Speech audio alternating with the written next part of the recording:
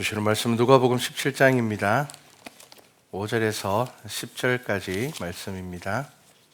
우리 한 목소리로 함께 성경 말씀 봉독하겠습니다.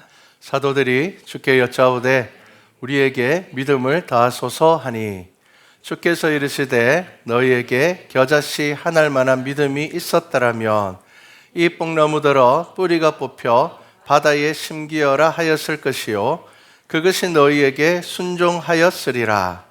너희 중 누구에게 밭을 갈거나 양을 치거나 하는 종이 있어 밭에서 돌아오면 그더러 곧 와 앉아서 먹으라 말할 자가 있느냐? 도리어 그더러 내 먹을 것을 준비하고 띠를 띠고 내가 먹고 마시는 동안에 수종 들고 너는 그 후에 먹고 마시라 하지 않겠느냐? 명한 대로 하였다고 종에게 감사하겠느냐? 이와 같이 너희도 명령받은 것을 다 행한 후에 이르기를 우리는 무익한 종이라 우리가 하여야 할 일을 한 것뿐이라 할지니라. 아멘. 무익한 종입니까? 라는 제목으로 함께 말씀을 나누도록 하겠습니다. 예수님께서는 성경에 종에 대한 비유를 몇 번 하셨습니다. 여러 가지로 이야기를 하셨습니다. 달란트 비유도 사실 종에 대한 비유죠. 그리고 또 악하고 게으른 종이 있고 또 아주 충성된 종이 있고 이렇게 종에 대한 비유를 몇 번 하셨습니다. 예수님은 이 비유를 통하여서 우리와 하나님과의 관계를 다양하게 표현을 하셨습니다. 어떤 때에는 우리를 하나님의 자녀라 그렇게 말씀하셨고요. 또 요한복음에서는 너희는 나의 친구라 그렇게도 표현을 하셨습니다. 그리고 또 오늘 말씀처럼 종이라는 표현을 하셨습니다. 그리고 이 종이라는 표현을 언제 하는가 하면요, 사명에 대해서 이야기할 때 종이라는 표현을 사용하십니다. 자, 그래서 우리는 하나님의 자녀입니다. 하지만 때로는 그 아버지의 마음을 아는 또 친구와 같은, 하지만 때로는 종으로서 우리의 사명들을 잘 감당해야 됩니다. 창세기에 보면 아주 훌륭한 종의 본이 되는 인물이 등장을 합니다. 우리가 지금 새벽에 창세기 아브라함의 말씀을 묵상하고 있는데 엘리에셀이라는 종입니다. 이 아브라함의 가정에 있는 종인데요. 아브라함이 중요한 일을 정말 신뢰하고 맡길 수 있는 인물이 누구냐 하면 바로 이 엘리에셀이라는 종입니다. 특별히 창세기 24장에 보면요, 아브라함이 자신의 언약의 아들인 이삭의 아내를 구하기 위해서 주인의 명령을 받고 움직이는 이 엘리에셀의 모습을 보면요, 참 충실하고 정직하여 주인의 마음을 아는 종이다 이런 생각이 듭니다. 그리고 하나님께서 기뻐하시는 이 종의 모습이 바로 그런 모습이 아닐까 생각을 합니다. 특히 이제 24장에 보면요, 이제 이삭의 아내들 리브가를 만나고 난 다음에 이 엘리에셀은 하나님께 감사합니다. 리브가에게 너 어느 집에 누구냐라고 물었을 때에 그가 아브라함의 형제인 친족의 집안이라는 것을 알고는 이 엘리에셀은 하나님 앞에 엎드려서 감사합니다. 그리고 그 집으로 가서 자신을 아주 융숭하게 대답하는 이 부두엘에게 음식을 먹기 전에 가장 먼저 밝히는 게 뭐냐면요, 나는 아브라함의 종이다라는 것을 먼저 밝힙니다. 자, 아직 확정된 게 아닙니다. 리브가가 이삭의 아내가 된다는 거 확정된 것도 아닙니다. 그런데 이 엘리에셀은 자기가 종이라는 것, 자신의 위치에 대해서 정확하게 이야기를 합니다. 그리고 자기가 어떤 명령을 받고 왔는지에 대해서 정말 자세하게 설명을 합니다. 자신의 위치를 알고 자신의 행할 일도 알고 자신이 무엇을 위해서 왔는지를 분명하게 말하는 엘리에셀의 모습을 보면요, 아브라함이 받은 그 복 중에 하나가 바로 이 엘리에셀과 같은 종이 있다는 것이 아닐까 생각을 해봤습니다. 이렇게 함께 믿고 맡길 수 있는, 신뢰할 수 있는 사람이 있다는 것은 우리가 살아가면서 아주 큰 복이 됩니다. 자, 많은 사람들이 한국 교회의 위기에 대해서 이야기를 합니다. 교회 밖에서 교회를 하는 평가는 뒤로 하더라도 우리 안에서의 평가가 더 심각해지고 있습니다. 의도적으로 그냥 교회를 싫어해서 비난하는 사람들이 있습니다. 그런데 교회의 형편과 상황을 잘 알고 혹은 또 심지어는 교회를 사랑하는 마음, 아끼는 마음이 있는 사람들이 하는 이 비난들에는 우리가 심각하게 고민하고 생각해 봐야 됩니다. 그리고 이 비난의 대부분은 뭐냐 하면은 직분자들에 대한 비난입니다. 목사, 장로, 집사, 권사, 항존 직분자에 대한 부정적인 이미지가 너무 많아졌습니다. 그리고 교회 안에서조차 그런 부정적인 시선들이 많아졌습니다. 그래서 요즘은 직분자를 세우지 않는 교회들도 생겨나고 있습니다. 그런데 저는 개인적으로 그것이 올바른 대안이라고 생각하지는 않습니다. 왜냐하면 성경에서 이 7 집사가 등장할 때 그 상황을 한번 보십시오. 사도들이 일들을 감당하기 어려움을 느꼈습니다. 자꾸 일에 빈틈이 생깁니다. 그래서 그들이 기도하고 안수하여서 7 집사를 세웁니다. 자, 7 집사를 세웠을 때 교회에 어려움이 생겼습니까? 그렇지 않습니다. 사도행전 6장에 보면요, 초대교회가 7 집사를 세웠을 때는요, 사도들의 사역에 하나님의 더 큰 은혜가 있었습니다. 직분자들을 없앤다고 해서 교회의 문제가 사라지는 것 절대로 아닙니다. 임시 방편은 될 수 있습니다. 혹은 기존의 교회와 상대적인 비교로 인하여서 우월성은 잠시 가질 수 있지만 시간이 지나면 결국 누군가는 더 많은 권한을 가지게 되고 그것은 동일한 문제가 됩니다. 모든 문제는 제도에서 나온다기보다는 사람에게서 나오는 것입니다.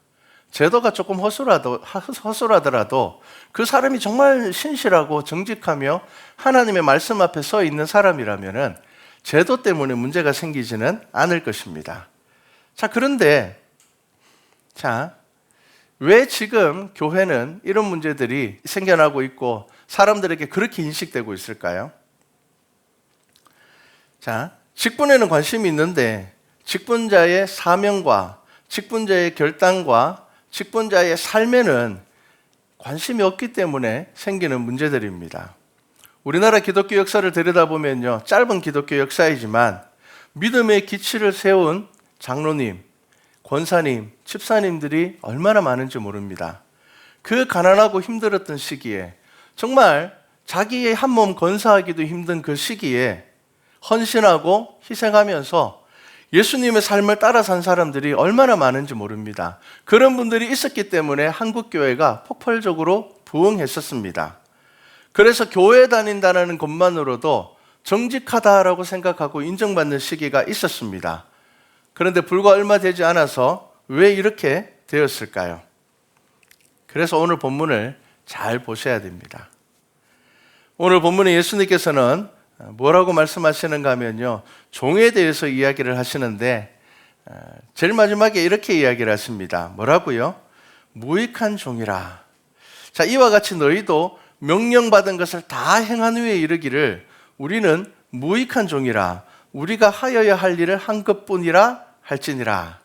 종의 자세에 대해서 이야기를 하고 있습니다. 사명을 맡은 사람들의 자세에 대해서 이야기를 하고 있습니다. 자, 예전에 오래전입니다. 이제 돌아가신 목사님이신데요. 정말 한국교회에서 정말 겸손하고 한국교회에 정말 선한 영향력을 미치신 목사님께서 돌아가시기 전에 그 신앙 고백에서 이런 고백을 하셨습니다. 나는 전쟁 고아였고 아무것도 가진 것 없는 사람이었는데 하나님께서 나를 이렇게 써주신 것만으로도 나는 매일 아침 일어날 때마다 눈물이 난다는 겁니다. 너무 감사하다는 겁니다. 그 목사님은 한국교회에서 겸손하기로 정말 어떻게 저렇게 성공하신 목회자인데 저렇게 검소하고 겸손하게 살 수 있을까? 네, 그렇게 이제 평가를 받은 목사님이신데요. 그 목사님의 고백이 딱 이 고백입니다.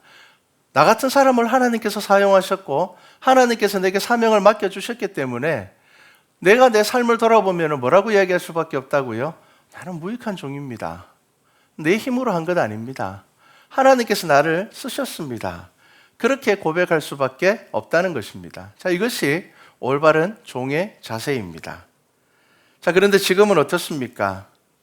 우리가 솔직하게 이야기하면 종이 아닌 종이 너무 많아졌습니다.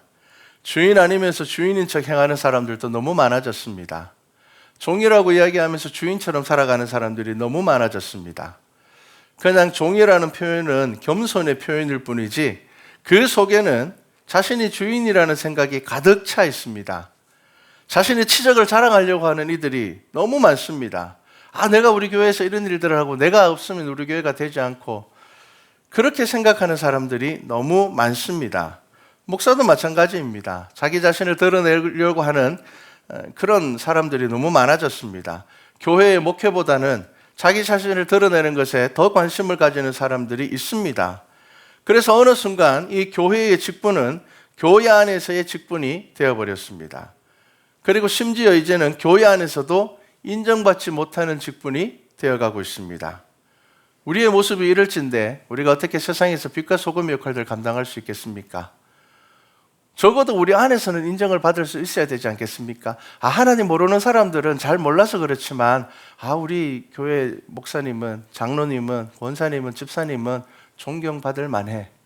신앙적으로도 혹은 그 삶의 성품으로도 살아가는 모습에도 존경받을 만해. 여러분, 그렇게 되어야지 적어도 우리 교회가 하나님께서 우리에게 맡겨주시는 일들을 감당할 수 있지 않겠습니까? 제가 대구에 있을 때 식당을 하는 집사님이 한 분 계셨는데 참 신실하신 분이셨습니다. 이분은 이제 식당을 하시면서 매주 수요일은 이제 노숙자들 그리고 이제 좀 형편이 어려운 그 가정들에게 식사를 늘 대접하는, 일주일에 한 번. 그거 보통 일이 아니거든요. 제가 한번 갔는데 그 식당이 꽉 차더라고요. 꽉 찰 만큼 그 수요일 하루 그 지역에 있는 이제 뭐 부모 없는 소년 가장들도 그렇고요. 또 연세 많으신 분들도 그렇고요. 와서 식사를 하세요. 그래서 제가 집사님 이렇게 먹이는 거 쉽지 않을 것 같은데 돈이 엄청 많이 나갈 것 같은데 괜찮습니까? 그러니까 그 집사님이 그렇게 이야기하시더라고요. 이 나머지 날 가운데서 하나님께서 채워주시는 것을 제가 늘 경험하기 때문에 이 일을 쉴 수가 없습니다. 그렇게 신실하신 분이에요. 그런데 그분이 어느 날 저에게 이제 상담을 요청했습니다. 목사님, 고민거리가 있는데 이거 어떻게 해야 될지 잘 모르겠습니다. 그래서 그 이야기를 들어보니까요, 이런 이야기입니다. 단골로 오는 손님이 있습니다. 제가 식당 근처에 이제 관공서에 있는 공무원인데 직급이 좀 높으신 분인 것 같습니다. 그런데 그분이 늘 식사하러 올 때마다 직원들을 서너 명씩, 뭐 5-6명씩 이렇게 데리고 오는데 식당의 직원들한테도 너무 기분 나쁘게 반말을 하고 말을 함부로 하고, 그리고 자기가 데리고 온 직원에게도 너무 강압적인 자세로 대한다는 겁니다. 그래서 단골이니까요, 이렇게 보니까 저 사람은 좀 너무 밑에 사람들한테 함부로 대하는 것 같은데 라는 생각을 했지만 뭐 저런 사람도 있지라고 생각하고 말았습니다. 그런데 어느 날 이분이 밥 먹다가 나가서 전화를 받는데 우연히 그 전화 통화를 들어보니까 교회 장로님이시랍니다. 그 근처에 큰 교회의 장로님이시래요. 제가 잘 아는 교회였습니다. 그런데 이 집사님이 그 사실을 알고 난 다음부터는 마음이 너무 불편하더랍니다. 저 사람 때문에 얼마나 많은 사람들이 교회를 싫어하게 될까? 저 분이 매일 데리고 오는 저 직원들은 저분이 교회 장로님이라는 걸 알 건데 저 사람들은 얼마나 교회를 싫어할까? 그리고 이제 공무원이니까요, 관공서에서 일하시는 분이니까 민원인으로 저분을 만나는 사람들은 얼마나 힘들어할까? 그 사실을 알고 난 다음부터는 마음이 불편한 거예요. 그냥 교회 다니는 분이라 그러면은 좀 그렇구나라고 생각할 텐데, 이분은 또 이제 교회에서 장로님을 굉장히 존경하는, 이 집사님은 교회 직분자들을 되게 존중하고 존경하는 분이셨거든요. 그러다 보니까 그것이 너무 마음에 짐이 되는 거예요. 그래서 그분이 직원들을 데리고, 밑에 사람들을 데리고 밥 먹으러 올 때마다 마음이 불편한 거예요. 그래서 이제 저한테 어떻게 하면 좋겠느냐. 근데 우리 교회 장로님도 아니고 어떻게 할 수 있는 방법이 잘 없죠. 그런데 제가 또 잘 아는 교회였기 때문에 그래서 이제 부교육자로 있는 후배들에게 전화를 해서 그 장로님 어떤 분이냐라고 물어보니까 또 그렇게 이야기하더라고요. 특별하게 문제는 없는데요. 막 좋은 분은 아니지만 특별하게 교회 오면은 특별히 말도 잘 안 하시는 분이고 그냥 그럭저럭입니다. 그렇게 이야기를 하시더라고요. 그래서 당장 어떻게 할 수 있습니까? 그래서 제가 그냥 집사님에게, 집사님, 그래도 집사님이 이러한 일들을 할 때에 이제 그 식당에 가면 말씀이 이제 간판에 딱 있거든요. 그러니까 집사님이 하시는 일들을 통하여서 또 예수님께서 기뻐하실 테니까 그냥 저분이 잘 모르는 분이지만 그분을 위해서 기도는 하시되 그 이상 우리가 할 수 있는 것은 없을 것 같습니다. 그 정도로 이야기를 했습니다. 자, 그런데 여러분 아셔야 됩니다.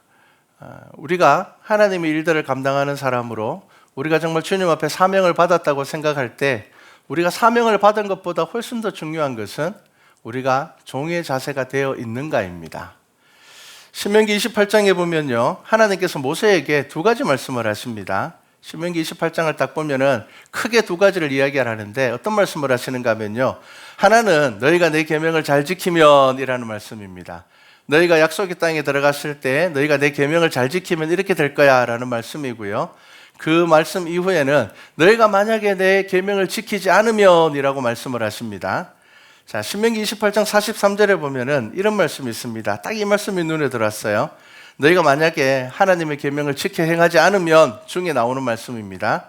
너희 중에 우거하는 이방인은 점점 높아져서 내 위에 뛰어나고 너는 점점 낮아질 것이며, 44절에 보면요, 그는 머리가 되고 너는 꼬리가 될 것이라 이렇게 이야기하셨습니다.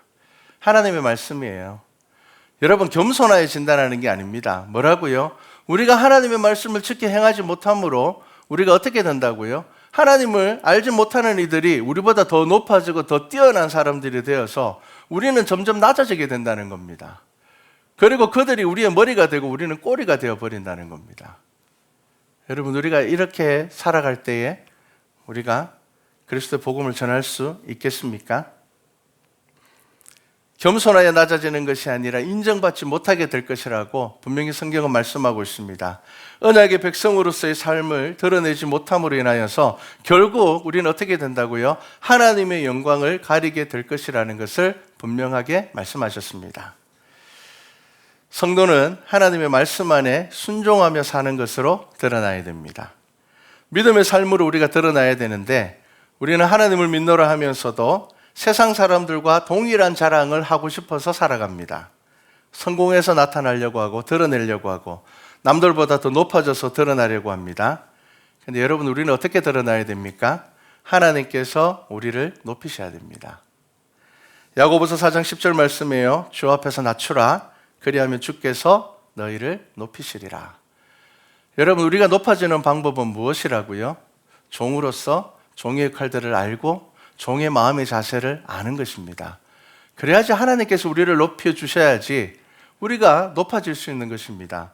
우리의 힘으로 스스로 높아지려고 생각하면요, 아닙니다. 우리는 높다고 생각하지만 세상은 우리를 높다고 생각하지 않습니다. 그것이 교만이 되고 멸망의 길이 될 뿐입니다. 사단이 하와를 유혹할 때 뭐라고 유혹했습니까? 너 저거 먹으면 어떻게 된다고요? 하나님과 같이 될 것이다 라고 유혹을 했습니다. 그게 뭡니까? 종이 아니 주인이 될 수 있다는 유혹을 했습니다. 그런데 여러분, 그 유혹은 저와 여러분의 삶에도 지금 여전히 있는 것입니다. 우리 모두에게 있는 유혹입니다. 예수님께서 오셔서 우리들에게 본이 되셨습니다. 자, 예수님께서 스스로 무엇이라고 말씀하셨습니까? 누가복음 22장 27절 말씀 보면요, 앉아서 먹는 자가 크냐 섬기는 자가 크냐? 앉아서 먹는 자가 아니냐? 그러나 나는 섬기는 자로 너희 중에 있노라. 이렇게 말씀하셨습니다. 하나님의 뜻대로 보내심을 받으셨기 때문에, 십자가의 사명으로 오셨기 때문에 하나님의 능력을 가지고 계셨음에도 불구하고 스스로 비워서 종이라 칭하셨습니다. 그런데 우리는 조금 성공하면 주인이 되려고 하고, 교회도 좀 크고 부흥하면 지역의 주인이 되려고 할 때가 너무 많습니다. 말과 행동에 겸손이 드러나지 아니하고 강팍함이 나타날 때가 많습니다. 그런데 그것을 마치 하나님의 능력인 것처럼 말하려고 할 때가 많습니다. 그렇게 생각할 때가 많습니다. 악한 말을 하면서도 호칭만, 종입니다. 제가 뭐 할 줄 아는 게 있습니까? 그렇게 겸손한 척 하려고 합니다. 누가 봐도 주인의 모습이고 누가 봐도 주인의 행동을 하고 있는데 종이라고 말합니다. 예수님께서는 저와 여러분들에게 분명하게 말씀하셨습니다. 너희 중에 큰 자는 너희를 섬기는 자가 되어야 하리라.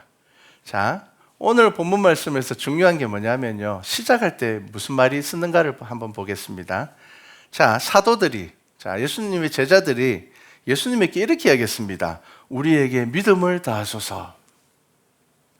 자, 믿음을 더하소서라고 말씀을 드렸습니다. 어떻게 하면 우리 믿음이 더 강할 수 있겠습니까? 어떻게 하면 우리 믿음이 더 클 수 있겠습니까? 어떻게 하면 우리가 더 믿음으로 살아갈 수 있겠습니까? 라고 이야기를 했습니다. 그때 예수님께서 6절 말씀에 보면은 너희에게 겨자씨 하늘 만한 믿음이 있으면 막 이렇게 이야기를 하셨어요. 그런데 갑자기 뜬금없이 7절부터 너희 중 누구에게 밭을 갈거나 양을 치거나 하는 종이 있어 이렇게 이야기가 바뀝니다. 어떻게 보면은 이 6절과 7절 말씀은 이어지는 말씀이 아닌 것처럼 보여져요. 왜냐하면은 너희 중에 겨자씨 하늘 만한 믿음이 있더라면 막 이 뽕나무 들어 뿌리가 뽑혀 바다에 심기라 하면은 그렇게 이루어질 것이다라고 이야기를 하셨는데, 그리고는 바로 너희 중 누구에게 밭을 갈거나 양을 치거나 하는 종이 있어 밭에서 돌아오면 그대로 고도와 앉아서 먹으라 말할 자가 있느냐, 이렇게 이야기가 이어집니다. 그러면서 우리가 마지막 말씀에 볼 수 있습니다. 뭐라고요? 우리는 무익한 종이라 우리가 하여야 할 일을 한 것뿐이라 할지니라, 이렇게 말씀하셨습니다. 자, 이것과 앞의 내용을 연결을 해 보셔야 됩니다. 사도들이 이야기했습니다. 우리에게 믿음을 더해 주십시오. 여러분, 우리의 믿음이 더 성장하고 자랄 수 있는 것이 무엇이라고요? 우리의 종된 자세라는 겁니다. 여러분, 사명받은 자세가 되어야 한다는 겁니다. 주인 되려고 하면 안 된다는 겁니다.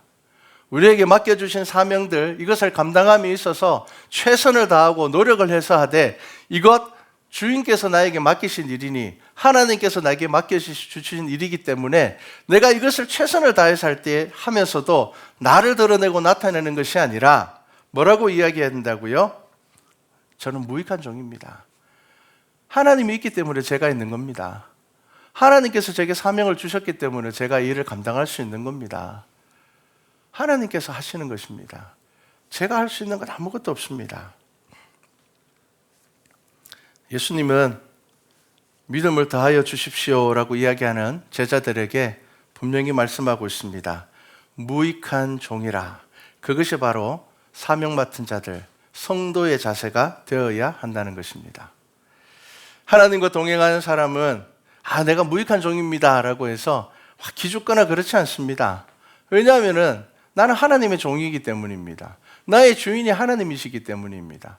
창조주 하나님께서 나의 주인이 되시기 때문에 내가 하나님 앞에서 무익한 종입니다 라고 이야기한다고 해서 그것이 내가 낮아지고 내가 불쌍해지고 내가 기죽어 살고 그런 것이 되는 것은 아닙니다. 하나님과 동행하지 않으면서 억지로 겸손하려고 하면 저는 무익한 종입니다, 나를 막 낮추면요 기죽을 수도 있습니다. 그런데 하나님께서 나와 함께 하시기에, 그 하나님께서 기뻐하시는 삶을 살아가기에 나는 무익한 종이지만 하나님께서 나의 주인 되시기 때문에 그것으로 나는 기뻐할 수 있는 것입니다. 달란트 비유에서 마지막에 뭐라고 이야기를 합니까? 착하고 충성된 종아, 주인의 기쁨에 참여해라, 이렇게 이야기하십니다. 여러분, 우리는 무익한 종이지만 우리의 주인 되신 하나님께서는 우리를 무익하게 버려두시는 것이 아니라 그의 즐거움에 참여하게 하시는 분입니다. 여러분, 이것이 바로 성도의 자세가 되어야 하는 것입니다. 착하게 살면 손해라는 말을 많이 합니다. 여러분, 그러면 악하게 살아야 이득입니까? 아니죠. 지혜롭게 살면 됩니까? 우리는 하나님의 말씀 안에서 지혜롭게 살아야 됩니다. 하나님의 말씀을 의지하며 살아가야 되는 것입니다. 손해보지 않는 지혜가 아니라 우리는 하나님의 말씀에 의지하여서 지혜로워져야 되는 것입니다. 이 땅에서는 무익한 종으로, 하지만 맡겨진 일을 최선을 다해서 감당하는 종이 되어야 됩니다. 내 생명의 주인도 하나님이시고 내 인생의 주인도 하나님이신데 내가 주인이 될 근거는 아무것도 없습니다. 내가 높아질 수 있는 근거는 아무것도 없습니다. 무익한 종이 되라고 이야기하지 무능력한 종이 되라고 말씀하시지는 않으셨습니다. 여러분, 이것은 주인 앞에서 저는 종입니다라는 것을 인정하는 것입니다. 저는 종입니다. 제가 종이기 때문에 열심히 밭에서 일하고 돌아왔지만, 하지만 제가 주인의 상을 차리고 저는 그 다음에 밥을 먹습니다. 왜냐하면 저는 종이기 때문입니다. 여러분, 내 삶의 고난과 그리고 아픔과 즐거움과 기쁨도 그 모든 것에서 우리를 사랑하심으로 연단시키는 주인 되시는 하나님의 계획하심이 있음을 믿으시기 바랍니다. 종으로서 신실하신 하나님을 의지하고 신뢰하시기 바랍니다. 그래서 나의 주인 되신 하나님 앞에서, 나를 구원하신 십자가 앞에서, 나와 동행하시는 성령 하나님 앞에서 겸손한 마음으로 의지하고 주인을 신뢰하며 전적으로 하나님 앞에서 내가 종된 자임을 깨달아 알고, 그래서 우리의 이 땅에서 우리에게 맡겨주신 그 사명을 감당함에 있어서 우리는 끝까지 무익한 종으로 하나님 앞에 겸손함으로 나아가는 우리 교회와 성도 되기를 주님의 이름으로 축복합니다.